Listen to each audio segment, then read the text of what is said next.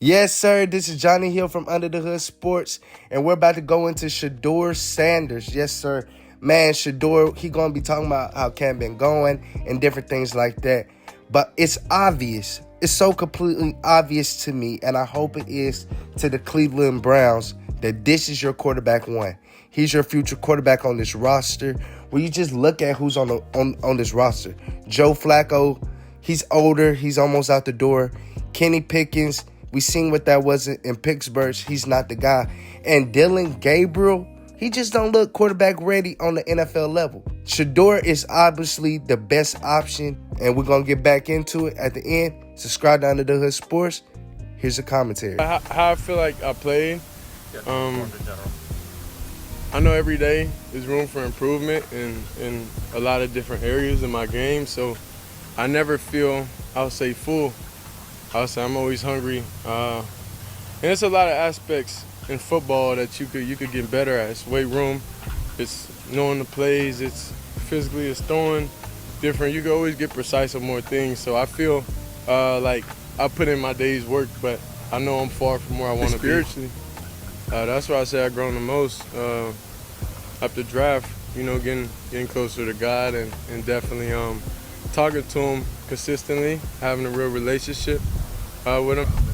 It's real fun having those guys in the room though, because we all are quarterbacks. We all feel similar ways, but nobody always talks about it. So Joe's the old guy in the room, so I joke with Joe all the time. Every day I see him. And Kenny, he had his experiences throughout his career overall, so then we just share a lot of the same things. And Dylan, of course, we're the same age group, Those guys are older. So me and Dylan, we're the same age group, so we just talk about our experiences, just in college and everything so far. Shedeur, what kind of jokes do you crack with Joe? It seems like you got him to smile a couple times out there during practice. Yeah. I mean, I can't tell him all my jokes now. I can't tell you all my jokes, but like whenever you see him or they mic'd up or anything like that, all that stuff is real. That's real questions, but I don't know, because it be in spur in the moment, and then like after that, then okay, it's time to lock back in. Like our minds are always consistently and constantly moving, so I honestly don't even remember what we talked about on the field, honestly. And on that note of locking in, it seems like right as y'all were going over to the sideline for film review, Joe was giving you some pretty detailed advice on something. What was he walking you through? Do you remember? Just how to get through the reads quicker and those type of things. And I asked him, hey, like, let me know what you think, like what I need to do. So it's like he's seen it, he played it, and like he's a pro, so it's like I'll be dumb, I'll be a fool to not get insight for somebody that had success over all the years that he had. Hey, Shedeur, Coach Anthony said that not many college quarterbacks run play action from under center anymore. What kind of challenge has that been? Because it's a big staple of his offense. Well, it was good that I grown up Little League and all that stuff under center, so it bring me back to Little League days. So I got a good foundation, and now I definitely am gonna improve on that. But I have a good solid foundation, and just prep for pro day and all that different type of stuff. Really make me more comfortable with everything. Everything in life, any aspect, is gonna be a challenge. So it's just, are you gonna be the one to overcome the challenge, or are you gonna let the challenge get you? So that's how I attack it, and I just want to always look the most professional as possible. Yeah. Overall, it's a mentality. It's mental. It's a lot of people in certain situations in their own life, that may not be at the forefront, that maybe had that at one point in time, but you got to know it's going to be bright days eventually, whenever the time comes. So you just always got to be prepared, and you got to mentally take it as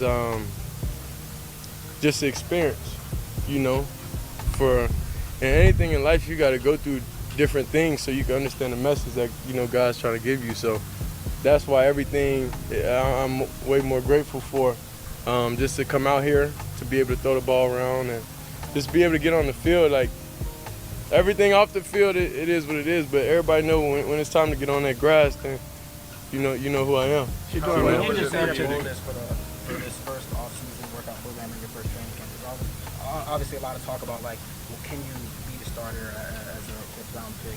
Will you make the team? What is your goal when we get to September and the games are really being played in the roster percent? My goal is to be the best teammate and to be as polished as I can be.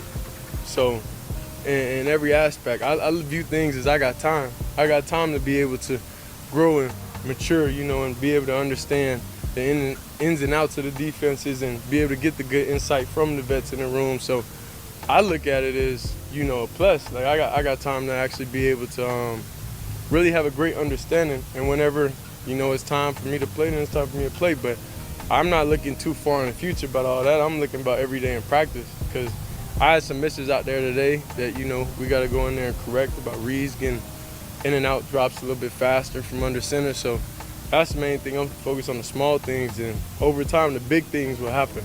Shedeur, you mentioned your spiritual growth when you first started. What made that happen now? Well, I wouldn't say now. I always know when God's talking to me. Like last night, if any of y'all see, I tweeted